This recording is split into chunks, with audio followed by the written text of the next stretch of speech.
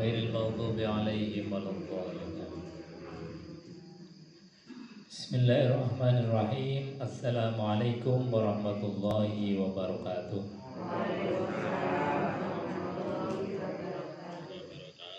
Bismillahirrahmanirrahim. Wa bi nasrillah la haula wala quwwata illa billah. Asyhadu an la ilaha illallah wa asyhadu anna Muhammadan 'abduhu wa rasuluh.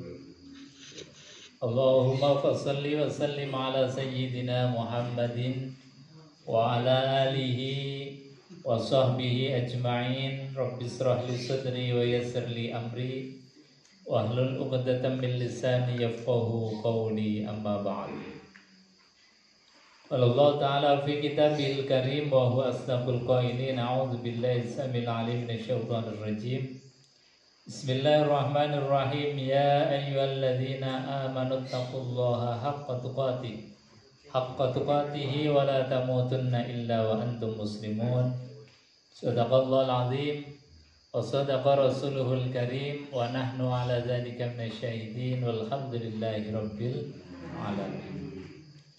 Bapak Ibu hadirin jamaah pengajian Sabtu pagi yang dimuliakan Allah Subhanahu wa taala. Alhamdulillah kita sekalian bisa hadir kembali di majelis yang mulia, majelis ilmu, majelis zikir, majelis silaturahim.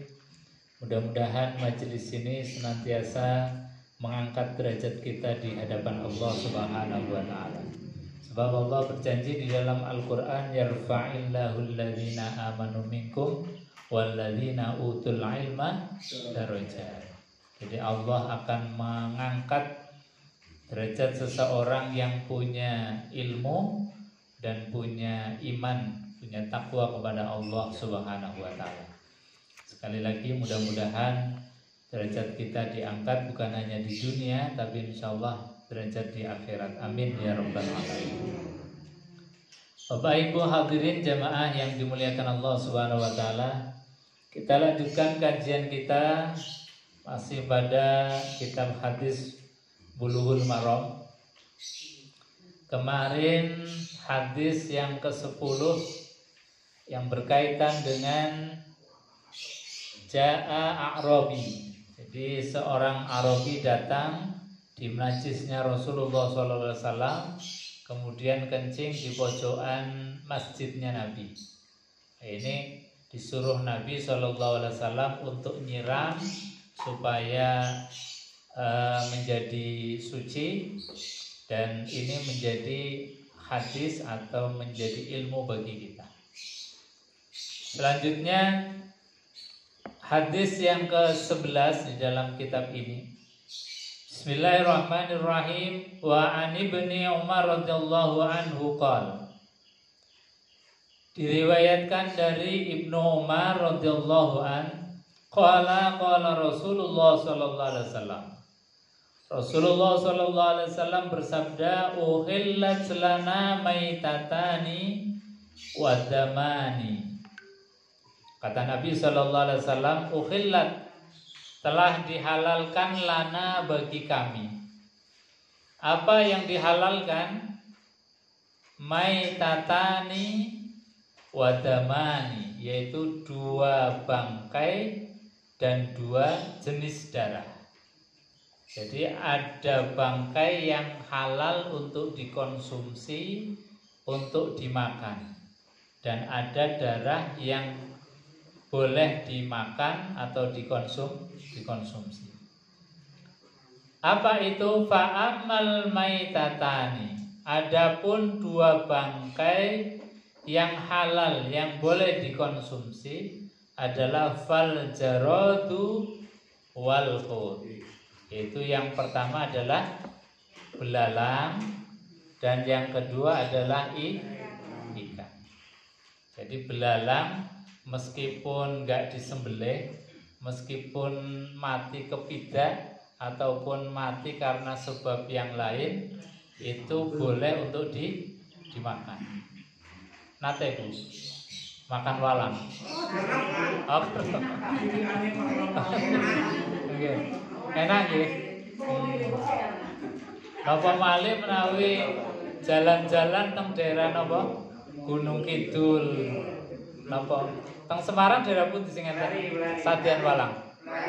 Oh, teng Weler enten ya. Oh iya daerah Weler mriku. Aku biasanya sing kathah niku sering sumerep daerah Gunung Kidul mriku. Kadang teng pundi niki? Wonogiri nggih daerah mriku. Biasanya setiap pinggir-pinggir margi niku rentengan sadean walang. Napa daerah mriku menawi teng badhe teng napa Madiun napa-napa niku nggih kathah. Ingkang kathah hutan-hutan taksih niku nggih taksih kathah walang.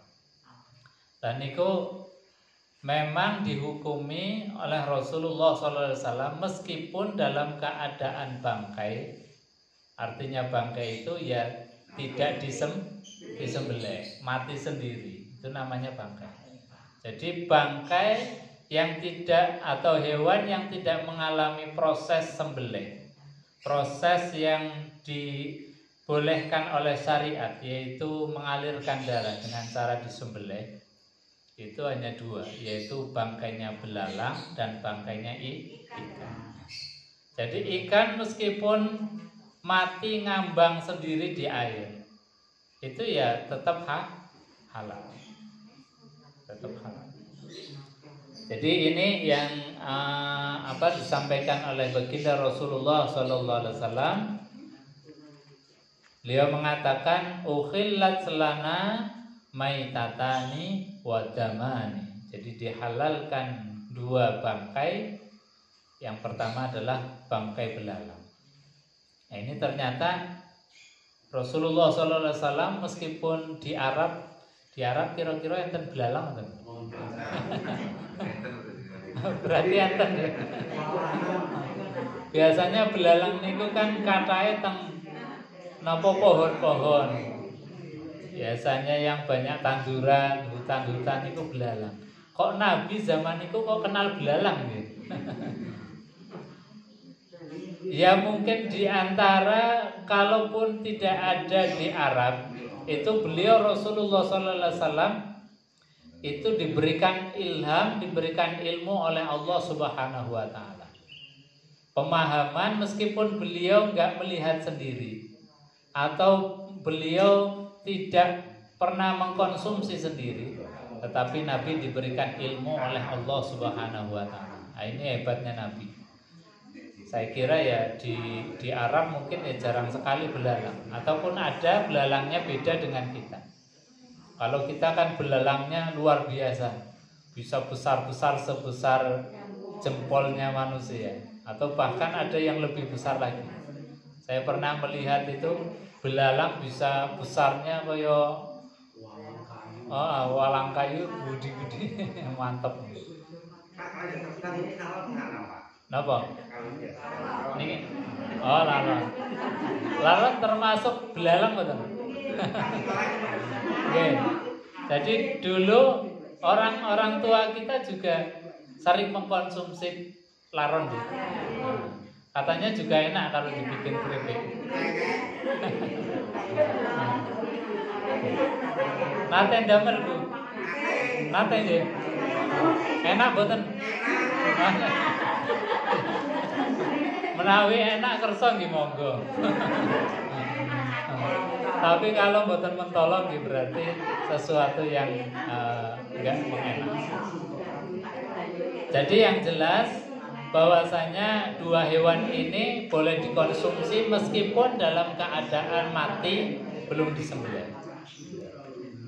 Tapi kalau hewan yang lain kalau belum mengalami proses penyembelihan, proses pengaliran darah, itu hukumnya tetap haram.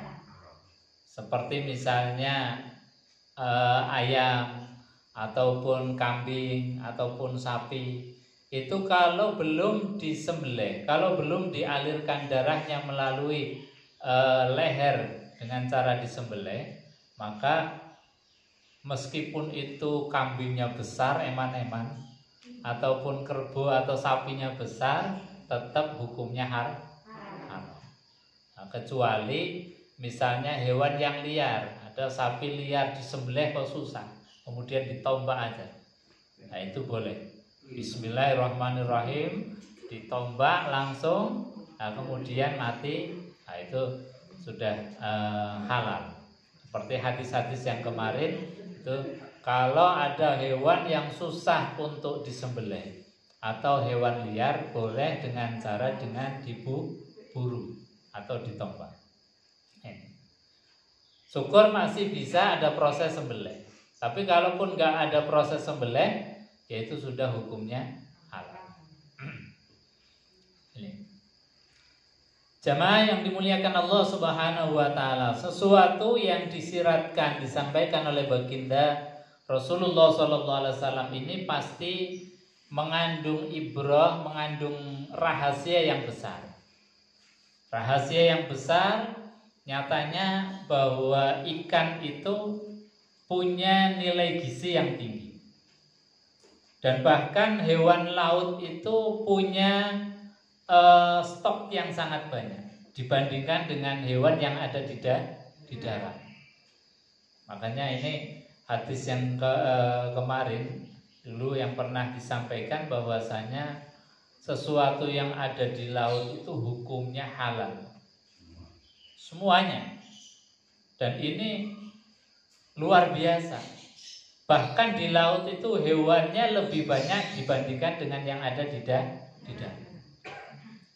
Nah, ini menjadi PR kita. Cuman kita di dalam menggali potensi lautnya masih belum maksimal. Sehingga ketika kita mau konsumsi ikan saja belinya sudah cukup mahal. Padahal stoknya cukup banyak, lumayan dibandingkan dengan yang ada di darat. Bahkan di laut tanpa harus kita ternakan.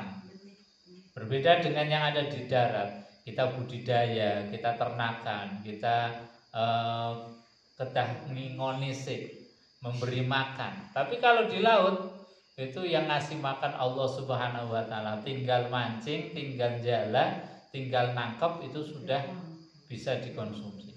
Nah, ini hebatnya Allah Subhanahu wa taala memberikan makanan kepada kita, bahan makanan kepada kita luar biasa. Ya, siapa yang memberi makan ikan? Itu semuanya adalah Allah Subhanahu wa taala. Maka kalau kita melihat konsumsi ikan, ini pasti yang keluar adalah kebesaran Allah Subhanahu wa taala. Ya Allah, saya enggak pernah ngasih makan ikan, tapi Engkau telah mendatangkan ikan untuk kita konsumsi. Ya Allah, Engkau telah memberikan makanan dari hasil-hasil laut. Nah ini, jadi menjadi ayat tanda-tanda bagi kita untuk kita kenal dengan Allah Subhanahu wa taala. Dan kita syukuri dengan cara mengelola laut dengan sebaik-baiknya. Jangan sampai kita punya lautan yang sebegitu luasnya. Bahkan luas lautan di Indonesia lebih luas daripada daratan. Ini luar biasa. Tapi kok kita beli ikan saja masih mahal. Ini berarti belum dibudi atau dipergunakan dengan semestinya atau dikelola dengan baik. Bapak Ibu hadirin jemaah yang dimuliakan Allah Subhanahu wa taala.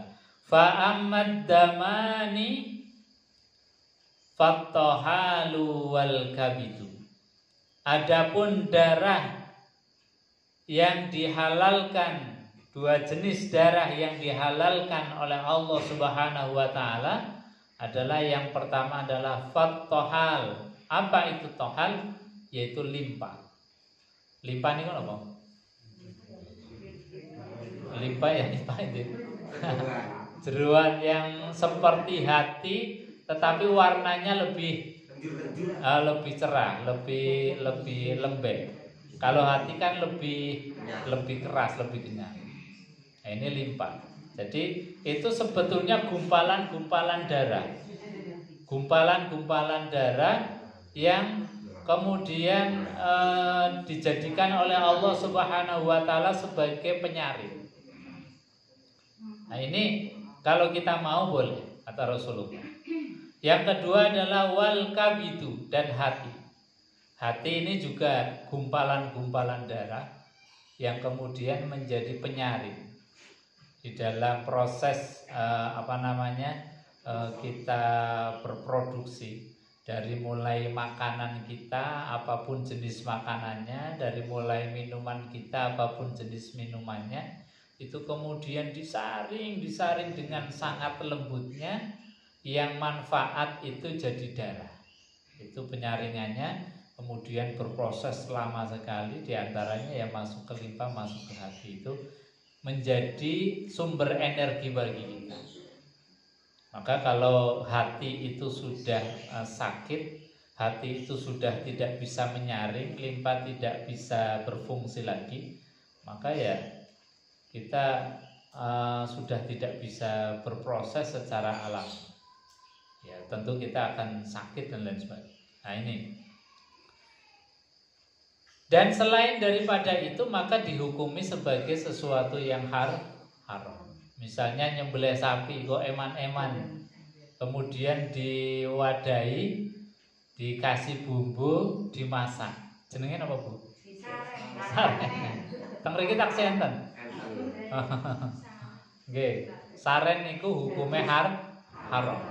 Meskipun setelah dimasak kemudian disajikan itu ya mirip-mirip hati, bentuknya mirip hati, bentuknya mirip limpa. Limpa kalau dimasak itu kan ya semacam itu, hampir mirip seperti saren. Tapi karena darah ini adalah sesuatu yang memang kotor, banyak sekali bakteri penyakitnya. Ini baginda Rasulullah SAW, meskipun beliau bukan seorang ahli gizi, bukan seorang medis, bukan seorang dokter, beliau tahu bahwa darah itu sesuatu yang tidak layak untuk dikonsumsi. Makanya kemudian dihukumi sebagai sesuatu yang haram. Maka kalau pengen makan rasanya darah, ya wis mengonsumsi hati saja. Kalau kita nyembelih kambing minta hatinya atau minta limpahnya, nah, itu boleh. Dan ini sesuatu yang dihalalkan oleh Allah Subhanahu wa ta'ala. Jamaah yang dimuliakan Allah Subhanahu wa ta'ala. Kemudian hadis yang ke-12. Wa an Abi Hurairah qala Rasulullah sallallahu alaihi wasallam, idza waqa'a dzubabu fi syarabi ahadikum falyaghmishu thumma yanzi'hu fa inna fi ahadi janahaihi da'an wa fil akhari shifaan. Akhrajahul Bukhari wa Abu Dawud wa zada fa innahu yattaqi bi janahihi alladhi fihi da'. Kata Nabi SAW, idza waqa'a dzubab fi syarabi ahadikum. Ketika ada lalat jatuh di minuman kalian, di minuman salah seorang di antara kalian, kata Rasulullah. Ada lalat muter-muter kok nyemplung kan gelas minuman. Kata Nabi, falyaghmishu. Maka kalau ada lalat yang nyemplung itu disuruh untuk dicemplungkan sekalian. Dikelelepkan sekalian. Karena apa? Ini rahasianya Rasulullah. Jadi Nabi bukan seorang peneliti, bukan seorang ahli di dalam masalah hewan, juga bukan seorang dokter, tapi tahu, paham tentang kebersihan, tentang kesehatan, tentang sesuatu yang membahayakan dan sesuatu yang menjadi penawar, menjadi obat. Kata Nabi itu, di dalam sayapnya lalat itu, satu adalah racun dan yang satunya itu adalah penawar. Dan biasanya lalat itu kalau jatuh ke tempat, kalau jatuh sendiri atau ya jatuh, umumnya jatuhnya lalat itu mendahulukan daripada racunnya dulu. Karena instingnya hewan itu senantiasa insting yang melawan. Jadi kalau ada sesuatu yang membahayakan dirinya, dia akan keluarkan dulu senjatanya. Nah, senjatanya itu apa? Ya senjatanya racunnya itu. Maka hampir dipastikan kalau ada lalat nyemplung kok masih setengah-setengah tenggelam, masih hidup, itu berarti ada racun yang sudah dikeluarkan oleh lalat. Ada penyakit yang dikeluarkan. Karena yang pertama kali dikeluarkan oleh hewan, termasuk lalat, itu adalah sesuatu yang untuk mempertahankan diri. Jadi Allah ngasih pertahanan diri bagi hewan itu, diantaranya ya alatnya atau senjatanya itu racun. Karena dengan dikasih racun, kemudian musuhnya itu akan mati. Maka kata Rasulullah, meskipun saya yakin beliau nggak pernah neliti, bahkan ilmu penelitian tentang ini mana yang racun, mana yang penawar itu kan ya susah. Karena zaman dulu itu ya belum ada teknologi, belum ada sarana yang canggih. Tetapi Nabi SAW dengan diberikan ilmu pemahaman oleh Allah itu tahu bahwasanya ini adalah sesuatu yang bahaya. Makanya kalau jatuh ke tempat kita atau ke minuman kita, kata Rasulullah SAW, summal yanzi'hu, maka kemudian kalian benamkanlah. Karena dengan dibenamkan itu penawarnya jadi keluar. Jadi racunnya sudah dikeluar, kemudian dikasih penawar, sehingga apa? Sudah tidak bahaya lagi kalau kita minum. Meskipun kita nggak mentolong ya. Nah, masalah jijik, masalah yang lain lagi. Tapi andai kata minuman itu kok eman-eman ya. Terus misalnya minumnya itu pas hanya itu-itunya. Makanya ya sudah, kita itu minum dengan tadi yang disarankan oleh baginda Rasulullah Sallallahu Alaihi Wasallam.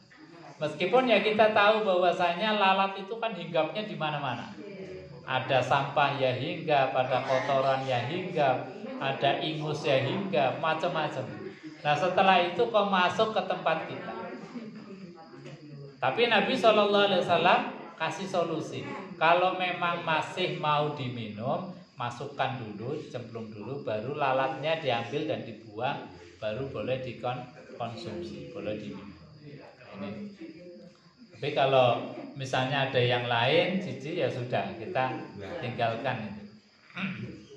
Karena ada yang lain. Fa inna fi ahadi janahaihi da'an. Nah ini Nabi menjelaskan kenapa sih lalat hinggap kok disuruh untuk ditenggelamkan, kok disuruh untuk dimasukkan. Nabi SAW jelaskan. Ini menjelaskan kan berarti punya ilmu, punya pemahaman. Beda dengan orang yang hanya melarang atau suruh untuk memerintahkan atau melarang, itu mudah saja. Tapi ini Nabi sudah melarang dan dijelaskan kenapa itu semua itu disuruh untuk dimasukkan. Kata Nabi SAW, fa inna fi ahadi janahaihi da'an wa fil akhir shifaan. Karena salah satu di antara sayapnya itu adalah racun dan yang satunya itu adalah penawar. Nah, ini hebatnya Rasulullah Sallallahu Alaihi Wasallam. Bapak Ibu hadirin jamaah yang dimuliakan Allah Subhanahu wa taala.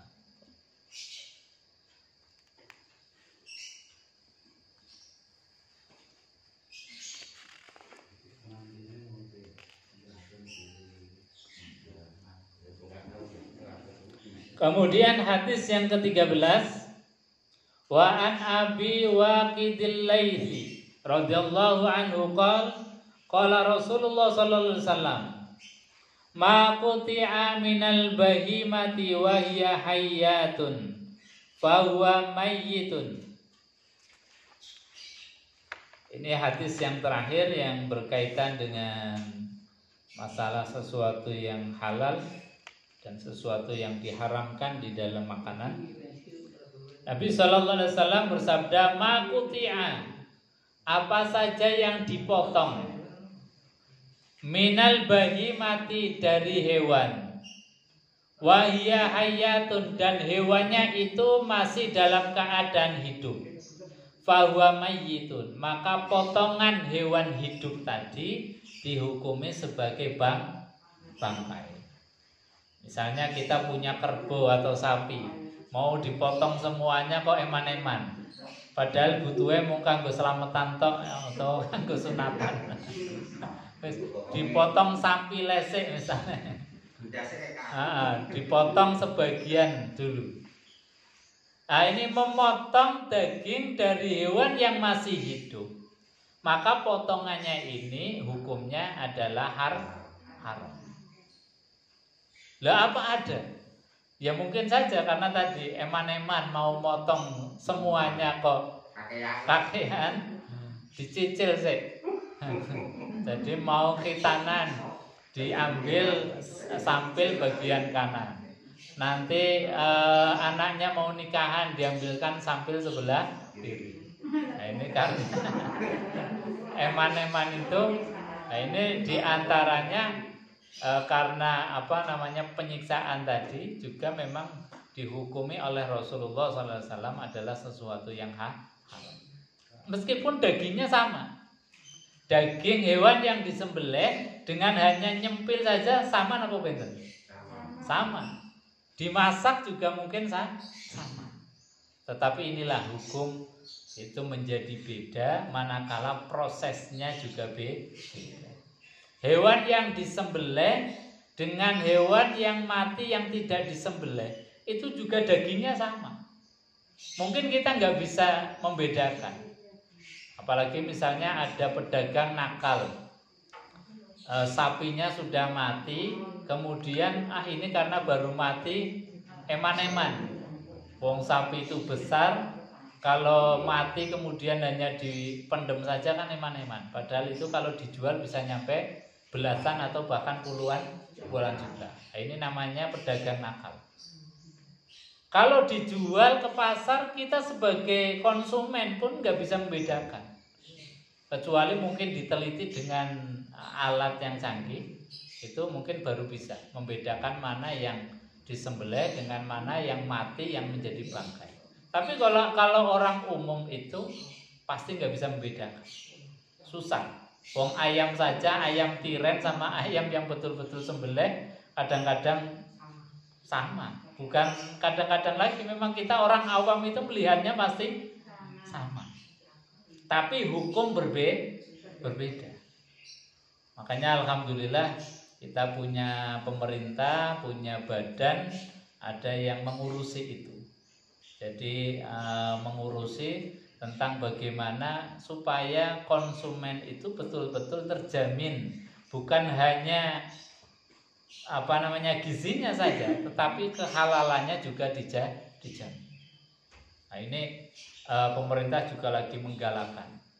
Ini kemarin saya ikut seminar juga untuk menjadi pendamping daripada pelayanan produk halal.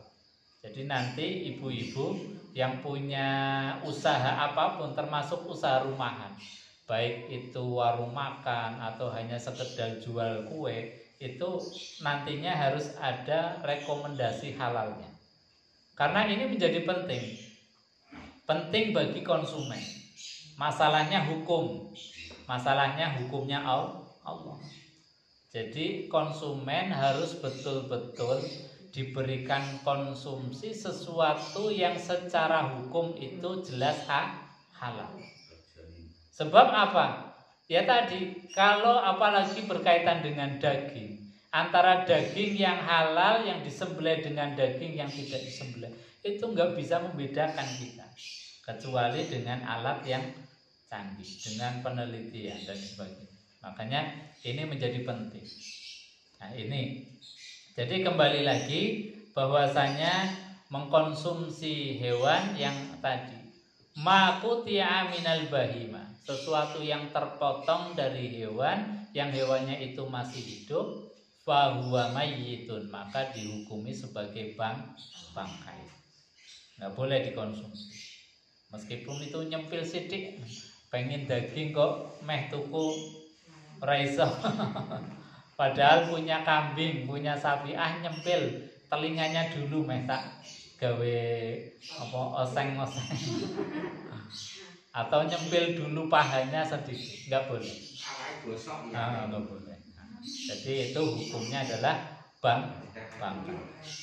Bapak Ibu hadirin jamaah yang dimuliakan Allah Subhanahu wa taala, itu 3 hadis yang kita bahas, yang kita pelajari pada pagi hari ini. Mudah-mudahan kita dijauhkan dari perkara-perkara yang diharamkan oleh Allah Subhanahu wa taala. Amin ya rabbal alamin. Sebelum ditutup mungkin ada yang mau menambahkan atau mau ditanyakan, silakan. Ji. Waalaikumsalam warahmatullahi wabarakatuh. Tadi disebutkan sampai 2 yang halal itu belalang dan ikan. Kemudian lalat tadi disebutkan kalau kemasukan lalat dimasukkan sekalian biar ada penawarnya. Bagaimana dengan semut, Pak? Karena terus terang ibu-ibu itu kayaknya musuhnya semut. Musuhnya semut masuk di gula, masuk di makanan, atau di meja sudah dikasih kapur semut itu pun masih banyak yang datang ke makanan. Dan kalau sudah kandung masuk itu juga bersihnya sulit. Kemudian bagaimana hukumnya kita memasang kapur semut, membuat jebakan-jebakan semut, karena kalau semut pas banyak mau kita siram air juga kita tidak tegel, mau tak semprot apa baygon juga gimana, akhirnya biarkan pergi sendiri. Tapi kan apa namanya kan mulai gemes gitu. Apalagi kalau di makanan itu, bagaimana hukumnya kalau makanannya sudah kemasukan semut. Kemudian itu yang pertama. Yang kedua, tadi memang betul kalau di dunia kami itu antara daging yang ya, kalau di peternakan itu kita bisa lihat sebenarnya kalau yang sudah terbiasa itu bisa melihat dari warna dagingnya. Memang kalau diteliti lebih lanjut dari banyak publikasi yang sudah ada itu ya tingkat cepat busuknya itu lebih cepat busuk yang tidak jadi karena kumannya tidak keluar dari dalam darah. Kalau dagingnya mau disimpan sampai lama dan kualitasnya bagus itu harus ditiriskan sendiri langsung digantung makanya di atas, darahnya naik ke bawah. Tidak begitu karena langsung digantung, nanti frozen itu bisa sampai setengah tahun, 1 tahun. Tapi model minimalnya seperti itu. Dan semakin banyak darah yang mengalir keluar, itu kualitas dagingnya di dalam penyimpanan pada suhu yang sama pun lebih awet yang habis darahnya. Kalau memang diambil sampelnya itu dianalisis itu jelas-jelas berbeda. Tapi kalau yang sudah terbiasa melihat makroskopisnya secara kasat mata itu kelihatan di dalam dagingnya selingkuh itu sudah berbeda sebenarnya. Tapi tidak semua orang bisa. Betul yang disampaikan Ustaz itu. Jadi menjadi menarik yang MUI itu ya dari BPOM ya halalan. Kadang untuk produsen yang nakal misalnya, jadi misalnya pabrik roti itu yang diizinkan itu hanya satu produk, padahal di dalam rumah produksinya dia itu banyak sekali produk yang komposisi bahannya berbeda. Padahal kalau uji itu hanya satu per jenis sendiri dan memang standarisasinya panjang dan prosedurnya panjang sekali. Kadang-kala rumah produksi hanya mengujikan 1 atau 2 item di dalam rumah produksinya produknya apa, tetapi label halalnya itu dipasang semuanya. Semua produk yang di situ halal gitu. Dan bahkan produk yang dia sudah bilang halal pun ternyata ada beda-beda dengan dia menjual produk yang tidak halal di ruang panennya backgroundnya di hasilnya itu dia begitu. Walaupun mungkin rumah produksinya itu berbeda, tapi di dalam hasilnya di sana kok ada produk yang tidak halal. Jadi ya memang masih PR bersama untuk kita semua. Bagus ada form, tapi ya kembali lagi memang kadang-kadang masyarakat mentalnya yang masih seperti itu. Terima kasih. Berkaitan dengan semut itu memang nggak ada nas dari hadis yang langsung, Jadi artinya apa? Bahwa berbeda dengan tadi lalat. Kalau lalat memang satu sayapnya kata Rasulullah itu adalah racun dan satunya lagi adalah penawar. Tapi di dalam keterangan-keterangan kitab yang lain itu kemungkinan ini satu yang disebut oleh Rasulullah itu bisa jadi untuk beberapa hewan. Artinya apa? Bahwa hewan itu dikasih oleh Allah Subhanahu wa taala itu pasti dikasih senjata. Pasti dikasih untuk pertahanan diri. Pertahanan dirinya. Jadi apakah itu lalat, apakah itu semut, itu pasti dikasih pertahanan dirinya. Nah, pertahanan dirinya diantaranya tadi ada dikasih racun dan juga pasti dikasih penawar. Maka ya kemudian para ulama menghukumi ya kalaupun ada semut tetap diperlakukan seperti daripada lalat. Karena tadi perimbangannya bahwa setiap hewan itu dikasih oleh Allah itu ada pertahanan dirinya. Maka untuk itu agar berhati-hati. Ini yang pertama. Yang kedua, bahwasanya memang seperti tadi disampaikan oleh Bu Isna bahwa kita di dalam mengkonsumsi hewan itu semakin tuntas darahnya di dalam menyembelih itu semakin bagus. Meskipun orang-orang yang suka bahwasanya daging kalau ada darahnya ini rasanya lebih enak katanya. Sehingga ada sebagian orang yang memahami bahwa hewan itu cukup dimatikan saja, dipentung kepalanya, dipukul kepalanya, jangan sampai darahnya itu keluar. Karena kalau keluar itu mereka memahami rasanya itu tidak enak atau kurang enak. Nah, ini Islam tidak begitu. Jadi bukan hanya nilai rasa saja yang dikedepankan, tetapi ada nilai untuk menjaga, untuk supaya manusia itu bukan hanya kenyang, tetapi setelah mengkonsumsi dia tidak terpapar dengan penyakit. Karena dengan kita makan daging yang di situ masih banyak darahnya, yang darah tadi banyak sekali kotoran dan lain sebagainya, bakteri, virus dan lain sebagainya, ini pasti akan lebih mudah untuk terserang sakit. Maka Islam itu betul-betul menjaga kita supaya tidak mudah untuk sakit. Ya disembelih dulu, sesuatu yang kotor dihilangkan dulu, darahnya dialirkan. Semakin tadi darahnya banyak dialirkan, jadi menurut Bu Isna penelitiannya itu semakin awet, semakin tidak mudah untuk busuk. Kenapa busuk? Karena memang di dalamnya itu bakterinya banyak, sehingga cepat busuk. Jadi bakteri-bakteri yang untuk pembusukan itu dalam darah banyak. Makanya semakin tuntas itu semakin baik. Maka kalau penyembelih kambing saja itu kalau darahnya nggak tuntas, baunya beda. Ibu-ibu mungkin bisa merasakan ya. Ini kok sembelihannya si fulan kok masih perengus banget ya. Kok ini sembelihannya si kok rasa perengusnya sudah hilang atau perengus hanya sedikit saja. Ya karena tadi proses tuntas dan tidaknya darah yang keluar. Kalau semakin tuntas ini semakin baik. Jadi baunya pun semakin hilang. Nah ini. Jadi Islam betul-betul menjaga itu sampai sedetail tadi. Enggak ada agama yang sedetail menjaga dan membimbing kita untuk makanan sampai segitu. Kalau orang di luar Islam kan makan ya asal mau saja. Apapun bisa dikonsumsi. Bahkan orang-orang Cina itu ada makanan yang kalau menurut kita sangat menjijikkan. Mereka bisa olah ditampilkan dengan yang sangat baik. Padahal bahannya itu sesuatu yang sangat menjijikkan.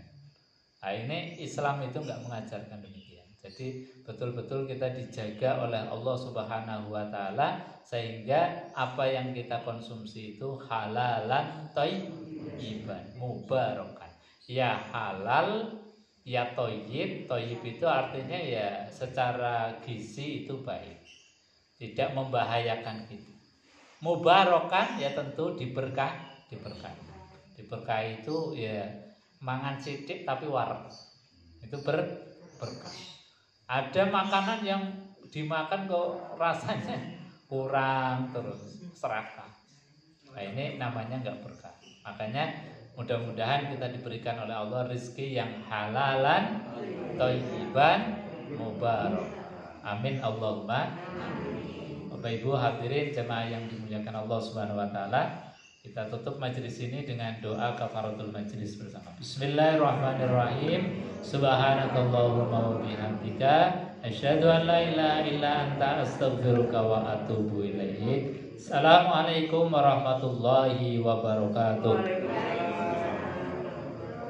Ya Rabbi bil Mustafa balligh sidana waghfir ma dhaya wasi'al karami huwal habib turja syafa'atuhu